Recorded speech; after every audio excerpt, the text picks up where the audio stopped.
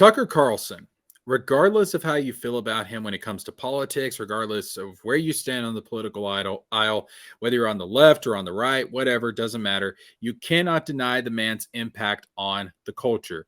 You cannot deny his impact on the culture. And now we find out that Tucker Carlson's going to be taking his show over to Twitter. And who owns Twitter? Another man who has great impact on the culture, and that is one Elon Musk. Regardless of whether you like Elon Musk, you don't like Elon Musk, you cannot deny he is an impactful figure on the broader culture. So now these two are coming together, Tucker Carlson and Elon Musk. They're doing the fusion dance. They're doing fusion coming together, and now they're joining forces. So I think that this is actually, for both of them, an ingenious move. Number one, Tucker Carlson was easily the number one name in cable news primetime, hands down, no doubt about it. Whether you like him or hate him, the numbers are what they are. So now he's bringing that audience to Twitter, and Twitter, of course, is owned by Elon Musk. Elon Musk is beloved by a lot of the same people that love Tucker Carlson. Now they're joining forces. Seems like a match made in heaven to me. All right. And I know Twitter is doing something with videos. I haven't really been keeping up with it. To be honest with you, I haven't posted on my Twitter in a while. I do have a Twitter. If you want to follow that, link to that is down in the description box below. But I haven't really been keeping up with the whole Twitter video thing, to be honest with you. Maybe I should. Maybe I should get on Twitter. Maybe I should start posting videos on Twitter. What do you guys think? Might be a smart idea. If Twitter ends up becoming like a serious competitor to YouTube, and Twitter has the capability to do that. Yes, I know there's Odyssey. I know there's Rumble. Used to be VidMe. Dude, I loved VidMe back in the day. You have no idea. But Twitter actually already has the user base installed. It's got the backing of Elon Musk, who has a crap ton of money. Twitter may actually have the resources and capabilities to actually compete with YouTube, because from what I understand, you can get monetized on Twitter. So maybe I should get in early. You know, that's what happened with YouTube. A lot of the people that got in early on YouTube, they ended up becoming big names. Maybe I should do the same on Twitter. Thinking about it, definitely thinking about it. So maybe I should join Elon Musk or Tucker Carlson over on Twitter. We'll see. But let's see what Tucker has to say here, because I do think this is going to have a pretty big impact on the culture. You know, times are changing and the landscape is changing when it comes to content and media. You know, the 24-hour cable news networks, I mean, look, it's becoming an outdated model. Fox News, CNN, MSNBC, they're starting to go the way of the dinosaur. And what we're seeing here from, you know, Tucker Carlson, from YouTube, from podcast, from Elon Musk, you know, like, this is the future. This is the future. Independent media. And regardless of how you feel about any of the people I'm about to list, Tim Pool, the Young Turks, Steven Crowder, even though I have unsubscribed from Steven Crowder because of how he treated his wife. I ain't down for that at all, bro. That ain't happening. But, you know, all these people on the right and the left, they are the future of media. It is what it is. Independent creators. You know, the Rippaverse with the comics and everything, independent media. That's where the future is. That's where the future is. So, you know, people wonder, you know, why stick to the YouTube thing? You know, why stick to creating content? Because that is the future. That is the future. YouTube is more popular than television. Question is Twitter going to become more popular than YouTube? We'll find out. We'll find out. But Tucker's definitely going to cause a huge boom over on Twitter. I have no doubt about that. Love him or hate him, it is what it is. So let's actually listen to this video. Let's listen to this message, and we'll dissect it here. So here we go. 3, 2, 1. Hey, it's Tucker Carlson. You often hear people say the news is full of lies. But most of the time, that's not exactly right. Much of what you see on television or read the New York Times is, in fact, true in the literal sense. It could pass one of the media's own fact checks. Lawyers would be willing to sign off on it. In fact, they may have. But that doesn't make it true. It's not true. At the most basic level, the news you consume is a lie. a lie of the stealthiest and most insidious kind. Facts have been withheld on purpose, along with proportion and perspective. You are being manipulated. How does that work? Let's see. If I tell you that a man has been unjustly arrested. So he's absolutely right about this, and it's true on both the left and the right. They will report the story. They will report, quote unquote, the facts, but they will twist it. They'll manipulate it. They'll try and change the perspective of it. They'll say, well, it means this or it means that. And it's like, can y'all just report the news and let me decide? And I'm talking about both sides of the political aisle. I don't want your spin. I don't really care about your freaking opinion. Just report the facts and let me decide. But they won't do that. So they'll report the story, they'll give you the facts, and then they'll take it and they'll twist it, or they'll suppress certain things, or they'll word things a certain way. They'll change the perspective of it. They try and make it very subjective. They take what's supposed to be objective reality and make it into subjective reality. So he's absolutely right about that. He's absolutely right about that because, the manipulation of the media, and this goes for both sides. Don't get it twisted. Fox News will bullshit you just as much as CNN will bullshit you and vice versa. And MSNBC for sure is going to bullshit you. Okay. This goes for both sides. They will manipulate things. They'll take things out of context. It's very subtle. It's not like an open manipulation. It's not obvious. Otherwise, it wouldn't work. But it's a very subtle manipulation. Just change a word here, change a word there, recontextualize this, add this little bit of spin. Very subtle stuff to try and manipulate you. So he's absolutely right about that. Let's continue. Arrested for armed robbery, that is not, strictly speaking, a lie. He may have been framed. At this point, there's been no trial, so no one can really say. But if I don't mention the fact that the same man has been arrested for the same crime 6 times before, am I really informing you? No, I'm not. I'm misleading you. And that's what the news media are doing in every story that matters, every day of the week, every week of the year. What's it like to work in a system like that? After more than 30 years in the middle of it, we could tell you stories. The best you can hope for in the news business at this point is the freedom to tell the fullest truth that you can. But there are always limits. And you know that if you bump up against those limits often enough, you will be fired for it. This is absolutely true. And there's been stories from all sorts of different news media companies. I know, for example, Glenn Beck, and I'm not the biggest fan of Glenn Beck. Let's put it like that. He and I have some very philosophical disagreements on certain things. I find his kind of worship of Americanism. I mean, that's what it comes off as me, is worship of Americanism, to be a little bit creepy, to be honest with you. Just as I find the left's worship of the planet to be a little bit creepy. They both come off very cult-like to me.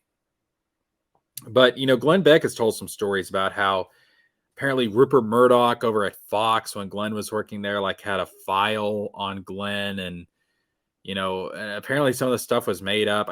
I don't know, but when you start stepping out of line, there's a certain line you have to toe at these companies. When you start to step out of that line, you start to get out of your lane. They'll try and nudge you back and be like, hey, let's not talk about that. Or, hey, don't bring this up. Or, hey, why don't you report the story this way? That happens at Fox, that happens at CNN, that happens at MSNBC, because they don't just want to tell you the news. They don't just want to tell you the story. They want to tell you their version of the news, their version of the story. And they do it for a very specific agenda. And that agenda differs depending on which media company we're talking about. So he's absolutely right about that. So let's continue with the video. That's not a guess. It's guaranteed. Every person who works in English language media understands that. The rule of what you can't say defines everything. It's filthy, really, and it's utterly corrupting. You can't have a free society if people aren't allowed to say what they think is true. Speech is the fundamental prerequisite for democracy. That's why it's enshrined in the first of our constitutional amendments. Amazingly, as of tonight, there aren't many platforms left that allow free speech. The last big one remaining in the world, the only one, is Twitter, where we are now. Twitter has long served as the place where our national conversation incubates and develops. Twitter is not a partisan site. So, here's the thing. From a technical aspect, there's been some glitches and some weird stuff with Twitter. Understandable. Musk did have to purge a lot of people on the staff. Bit of a rocky road there. But in terms of like the freedom that's on Twitter, like the ability to say what you want to say and not be suppressed and, not be, shut down or, all the crazy stuff that came out about what Twitter was doing, working with the government to suppress certain things and go after certain people and get rid of certain opinions, all that stuff. That is gone from Twitter. Now, of course, there's still rules and regulations. There's some things you can't put on Twitter, but we don't want those things on Twitter, obviously. Things that are illegal, especially certain crimes against nature, if you guys know what I'm talking about. But for the most part, like I feel so much more welcomed at Twitter. I feel so much more comfortable over at Twitter when I do post. And again, I don't post a lot because I got so used to not using Twitter because of how bad it was. But I'm thinking about really amping up my Twitter usage again because it does feel more like a safe environment. Even more so than YouTube, because YouTube, and again, YouTube has the potential to be great. It does. Like, I'm happy I'm here. I'm happy I get to post videos. I hope to be monetized very soon and turn this into a living. I want all of that stuff. But taking away any political bias, just looking outside of that, there is an algorithm on YouTube that sucks. It's not good. Like, I think, what's his name? It's a Gundam. Just recently got demonetized. And why? Like, probably because of a bot. Like, can we get rid of the bots? Get rid of the bots.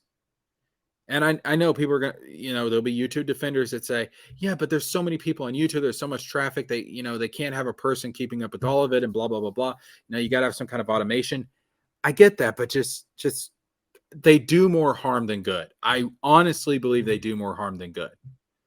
And the other thing is YouTube's terms of service are so freaking complex and aggravating. It's like the tax code. Oh my goodness. It's like, dude, why? Who designed this? And the other thing is, like, if I mess up on a video, tell me what I did wrong. Don't just give me a copyright claim. Don't try and demonetize me. Tell me what I did wrong. Tell me how you want me to correct it. And then let me go do that. Have a warning system. Because you gotta, if you have a certain way to do stuff, you need to, allow people to learn from their mistakes, not punish them for it. It's ridiculous. But yeah, like there's this whole algorithm on YouTube. I mean, it's nuts, bro. But I feel so much. I feel comfortable on Twitter compared to what I used to, and yeah, I'm seriously thinking about ramping up my Twitter usage and maybe trying out the whole video thing over there. I think they've got a live streaming feature now. I may try that out. I'll look into it. For sure. The other thing is that, he's talking about how everybody's got an agenda, how there's not a lot of, free spaces and stuff for speech. He's right. Even, like, for example, the Young Turks, they have their own agenda. Like, they're not going to let certain people working for them say certain things. Same thing at the Daily Wire. As much of an ass clown as I think Steven Crowder has become. I mean, Steven Crowder's just gotten really pathetic lately. It's just sad. It really is. As much of an ass clown as I think Steven Crowder has become, there's some stuff at the Daily Wire to where it's just like, they have a certain agenda. They have a certain way they want you to do things. It's just, and I don't know what's going on at the Blaze. Maybe it's the same there too. I don't know, but The point is, people need to be able to say what they want to say within reason, without being punished for it, without being controlled. I agree with that. An open, free society lives or dies on the ability to be able to speak freely and without punishment, to be able to debate openly ideas. Otherwise, how do we move forward? Otherwise, why are we even doing this whole government thing? Why are we even having this whole society thing? It's what's the point? Anyways, let's continue. The only way you're going to move forward, the only way you're going to progress is if you have people debate. You have to have people debate ideas, bring facts and evidence, and whoever has the best ideas and the best evidence wins. And then their policy is implemented. Hopefully the policy works out for the best. Things progress, move forward, and things get better. Like that's the whole point. But if we don't have debate, if we just have one idea, one side implementing their policies without debate first, that's not an open or free society, and it doesn't lead to progress at all. So let's move on. Let's continue. Everybody's allowed here, and we think that's a good thing. And yet, for the most part, the news that you see analyzed on Twitter comes from media organizations that are themselves thinly disguised propaganda outlets. You see it on cable news, you talk about it on Twitter. The result may feel like a debate, but actually the gatekeepers are still in charge. We think that's a bad system. We know exactly how it works, and we're sick of it. Starting soon, we'll be bringing a new version of the show we've been doing for the last 6.5 years to Twitter. We'll be bringing some other things too, which we'll tell you about. He's right about that. Listen, I'm not saying don't watch the mainstream media, all right? I'm not saying don't watch these establishment things. Yes, do watch them. Get every perspective, but don't take what they say as gospel. And understand they are trying to manipulate you. You need to listen to a bunch of different sources. Listen, I disagree with the Young Turks on like 95% of issues. All right. I disagree with them on like 95% of issues. Maybe 90%. All right. I'll give them a little leeway. All right. I agree with universal health care. I agree that the whole system's broken. I agree that, we need to break up a lot of the big institutions and stuff that are just so corrupt. I agree with that stuff. But on a lot of social issues, we're going to disagree vehemently. On a lot of cultural issues, I disagree with them vehemently. But I was listening to like 4 or 5 Young Turk videos today because I was like, you know what? I want to get this perspective. I may not agree with them, but I want to get this perspective. And then I listened to, I just got done listening to Tim Pool's podcast. So I listen to different perspectives because I want to take this information. I want to sit down. I want to process this information. And I want to look at my own research, what I've looked into, what I've studied. And I want to try and come to a conclusion based on all of this. And that's what you guys need to do as well. That's one reason why I do like the direction Twitter is going, because everyone is on there. Everyone is welcome.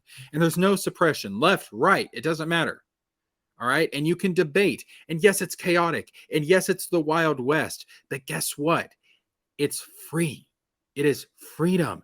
You can argue, you can debate, and let the best arguments, the best ideas win. Because hopefully, when the best ideas win and the best ideas are implemented and the debate is over and someone has won and those ideas are put into practice, it will lead to a better society. That's the whole freaking point. But if you don't have the debate, you can't get to the rest of that.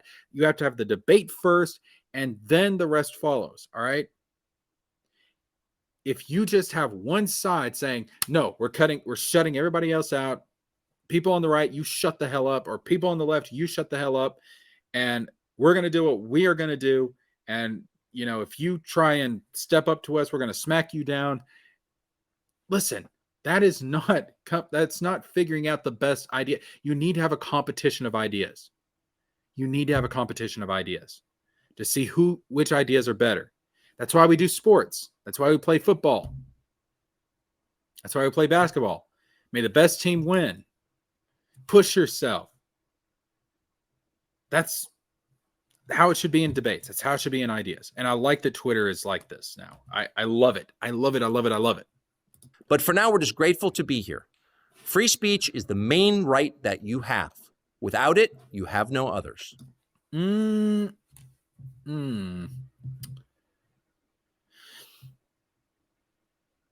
I would disagree with him on that. Life is the main right that you have. Without the right to life, you don't have the ability to speak, period. I think when you look at the Declaration of Independence, I think Thomas Jefferson got it right. All men are endowed by their creator. And by men, they don't mean the male gender. They mean humankind. Men as in mankind, humankind, the human race. All humans, all people are endowed by their creator with certain inalienable rights. Those being the rights to life, liberty, and the pursuit of happiness. And I think those are put in that order for a reason. Life is the first and most important right. Without the ability to live, without the right to live, you don't have access to any of the other rights. Liberty. Liberty is what? It's not the freedom to do whatever you want as long as you don't hurt anybody else. Because that's a myth. That's a lie. Everything you do, every action you take, every decision you make, every choice you make will ripple out to all the other people connected to you. You are connected to everybody else. So this idea that liberty is the freedom to do whatever you want as long as you don't impact anybody else, that doesn't exist. Everything you do is going to impact everybody else. All right? Like a ripple effect. Liberty, in my opinion, is the ability. Liberty is the freedom to do what is right.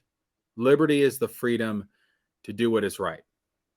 That's what I think liberty is, and not to be impeded by the government.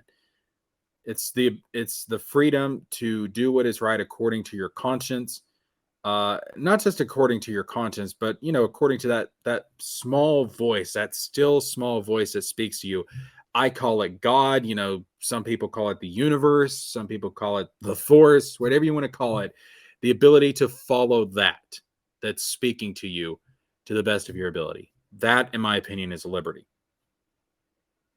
And then the pursuit of happiness, the ability to pursue happiness. Now, this is the one that I think people confuse with liberty. Pursuing happiness means the freedom to pursue happiness as long as it does not negatively impact anybody else. And there's a lot of people that are pursuing their own happiness these days in ways that do negatively impact other people. You see this with greedy corporations. You see this with corrupt politicians. You see this with abusive partners, abusive parents, what have you. They pursue their own selfish desires to the detriment of everybody else. You see that a lot. That's not allowed, in my opinion. But that's why we have laws. That's why we have laws. If men were angels, no government would be necessary, right? That's why I'm not an anarchist. I understand that there is a need for government. We just need good governance. And we've not had good governance in this country in a very long time. We've not had good governance in this country in a very long time. I mean, there's people that don't know what it means to have good governance. They were born into bad governance. I mean, it's not just one party. It's both. It's both, and it goes back decades. All right. I guess we'll finish this up. But yeah, I disagree with Tucker there. I think life is the most important right. If you don't have the right to life, you don't have the ability to speak, period. So I would disagree with them there. See you soon. All right. That is it. So Tucker Carlson is on Twitter. He is teaming up with Elon Musk. They, like I said before, they're doing the fusion dance, fusion ha. And I think it's going to have a huge impact. I think it's going to have a major impact on the culture. I think it's going to change the landscape on the internet, especially. this could really be a huge promotion for Twitter's video platform, their live streaming stuff, which they're trying to set up. And it could really bring a lot of people over to that platform. And it could cost Twitter, because Twitter has the money, Twitter has the resources, Twitter already has the install base, because everybody's on Twitter, whether you're active on Twitter or not, everybody's on Twitter. So you're going to have people rushing over there. And because of all that, it has a real shot of being a YouTube alternative, in a way that Rumble or Odyssey or VidMe, RIP VidMe, I miss you, VidMe, you were freaking awesome. And in ways that none of those platforms are able to do. Even Rumble. And I mean, Rumble has seen a lot of growth lately, but even Rumble is not there where YouTube is yet. And Rumble has this problem to where it's a right wing haven, and there's a lot of politics on there. And I've got a video on Patreon. I'm promoting the Patreon again. I've got a video on Patreon where I actually talk about my issues with Rumble and how it needs to diversify. It can't just be an echo chamber of politics. You need to have gaming. You need to have anime. You need to have movies. You need to have pop culture on there, damn it. Because politics is downstream of culture. So you need to have pop culture on there. But right now it's a right-wing echo chamber. And that's a problem. I think it's holding it back. Twitter, I think, has the ecosystem to where it could be more than that. Yes, you're going to have politics, of course, because politics is everywhere. You can't escape it. Whether you like it or not, you can't escape it. But you also have the chance for there to be gaming stuff, pop culture stuff, because all that's already on there. So I think that Twitter has the ecosystem and the install base and the resources to really be the YouTube alternative that needs to bring competition to YouTube. And it's not like I want YouTube to die, all right? I like YouTube, but damn it, there are huge problems with this platform. And I think the best way to fix those problems is to create competition, real competition. This is why competition is good, because it forces you to change. It forces you to improve. It forces you to get better. And that's what's needed, because YouTube's not going to do it on their own. Google's not going to change on their own. They have a monopoly right now. This is why I hate monopolies. I want competition, because competition is good for me, the consumer. It's good for you, the consumer. So damn it, let's do it. Let's go. Maybe Twitter could be that alternative. Maybe. We'll see. But I'm seriously thinking about getting on Twitter. I'm thinking about starting to upload on Twitter, see how that goes. Let me know down in the comments. What do you guys think about that? Would you like to see me on Twitter? Would you like to see me posting videos on Twitter, doing live streams on Twitter? Thinking about getting in there, because if I get in there early and this thing pops off like YouTube, hey, that could be my way to success, baby. We'll see. We'll see. We'll see. So should I join Tucker on Twitter? That is the question. And give me your thoughts on this whole thing about Tucker Carlson joining Twitter, fusing with Elon Musk, essentially, doing the fusion dance. What do you think about this? Do you think this is going to have as big of an impact as I think it could have? Do you think that this could really, set Twitter off as, really growing and becoming that YouTube alternative? What do you think the impacts of this is going to be on the pop culture, regardless of how you feel about Tucker Carlson from a political standpoint? That's not what I'm asking about here.